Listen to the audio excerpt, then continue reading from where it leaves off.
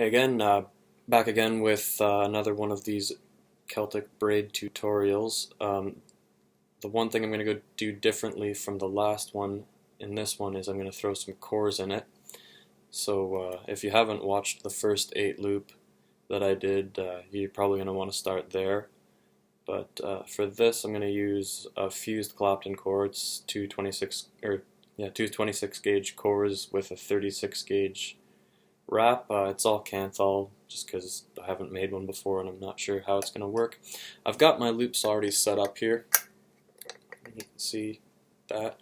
I'm using 32 gauge. If I did this again, I'd probably have a 40 gauge over 30 gauge clapton or fused clapton just because it would sit better with a 36 gauge braid around it. But because it's so thick, I'm going to need to do it with 32 for the braid, but anyway, that doesn't really matter. This is more for demonstration purposes anyway. But I've already got my loop set, and I'm just going to stick the core in on top of the loops. Doesn't have to be super tight. Pinch with my knuckles there. Because, you're not really putting any tension on this core. It's just kind of hanging out there.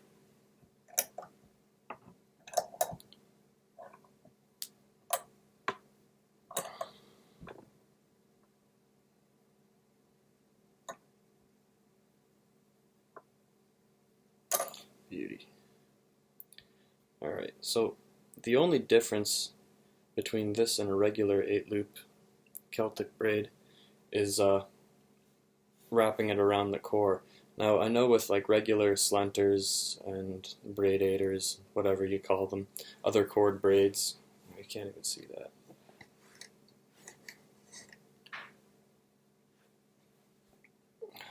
Hold on a second. Sorry about this. Oh, it's a little bit better.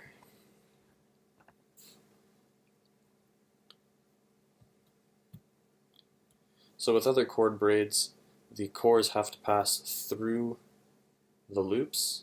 With this one, it doesn't, and if you pass the cores through your loops, you'll actually throw yourself off and potentially ruin your braid. But it's the exact same pattern as the other 8-loop I did. So again, I always go underneath to start on my right hand. So I'm going to go under, shift, shift, shift. Oh crap.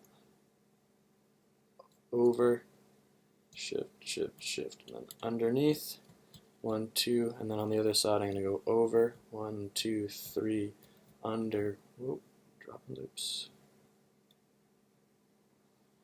1, 2, 3.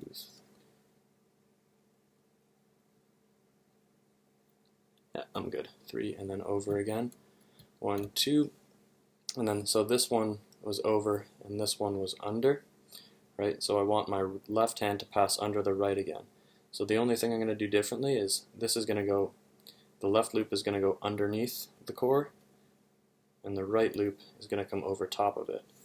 And then I'm going to tighten like that. And this one, you won't really see a pattern starting until you get a little bit further in, but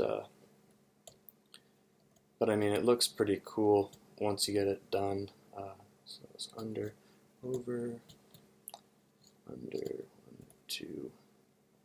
Fine with the thicker gauges, it's easier to get your stuff twisted up too, so you really have to keep a little bit more tension on the loops to keep them from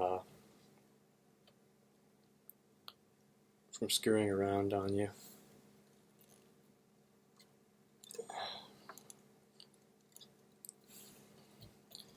But yeah, it's exactly the exact same pattern as the other one. Under on one hand, and then over, 1, 2, 3, and then under, 1, 2, and on the other hand it's over, 1, 2, 3, under, 1, 2, 3, and then over, 1, 2, left passes under, right passes over the core, and then you tighten. I'll do it a couple more times just to kind of give you an idea.